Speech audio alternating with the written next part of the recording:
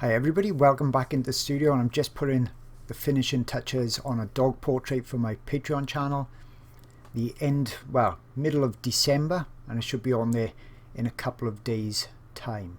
And I thought I'd just show you what I was working on last night.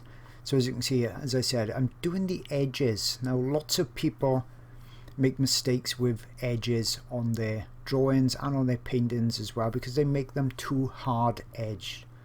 Now if you've got really hard edges, that can have like a cutout effect. It looks like you've cut the subject, in this case the dog, out of perhaps a magazine and then just stuck it over a background, and that looks really amateurish and unrealistic. So as you can see on the left hand side, as we're looking at the screen on the drawing, I've really softened the edge around the dog. When I put the background in, I rubbed it all around that edge to create a nice softness. And then, knowing that I was doing that, I can then bring out the fur over the top of that, as I'm doing now on the right hand side. So it's important to have that background just overlapping just a bit of where the dog is going to have the fur coming out, so that I can put it on top.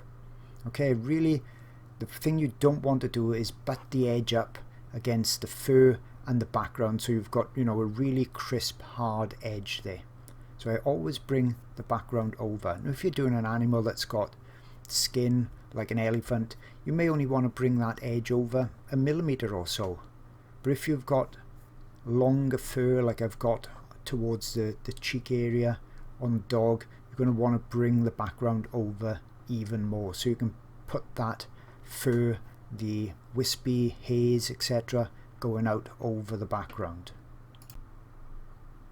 Now here I'm using a more vibrant colour to really boost the colours up a bit more, to create that lovely warm lighting effect that's coming on the one side of the dog, and that offsets then against the left hand side, which has a slightly cooler appearance to it.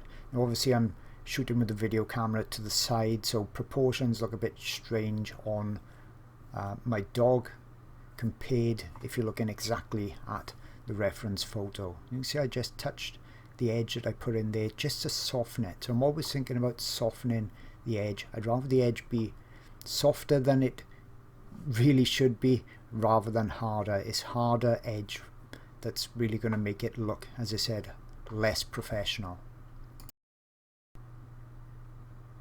So that's why I've done the video. Just wanted to show you a little bit about edges, and I'm just going to carry on working my way around the drawing. This is on pastel matte paper. It's a light blue paper.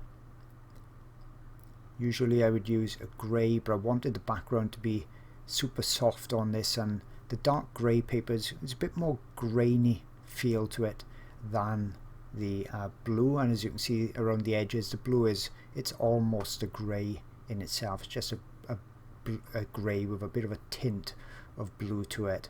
And the lighter colours on pastel matte, they are definitely a little bit less textured than the darker papers.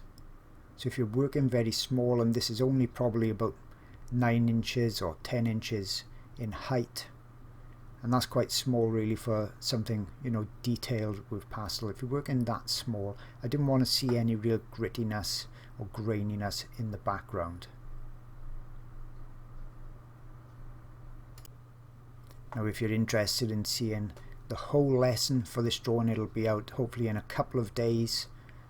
As I said, that's December 2021, towards the end of it, where I'm really going to go into all of the techniques and all of the stages. If you want to be a pet portrait artist, this could be a very good video for you. Plus obviously you get access to hundreds of hours of other video lessons that I've got on my Patreon art channel. So I hope you've enjoyed this little clip, and I'll see you all again very soon.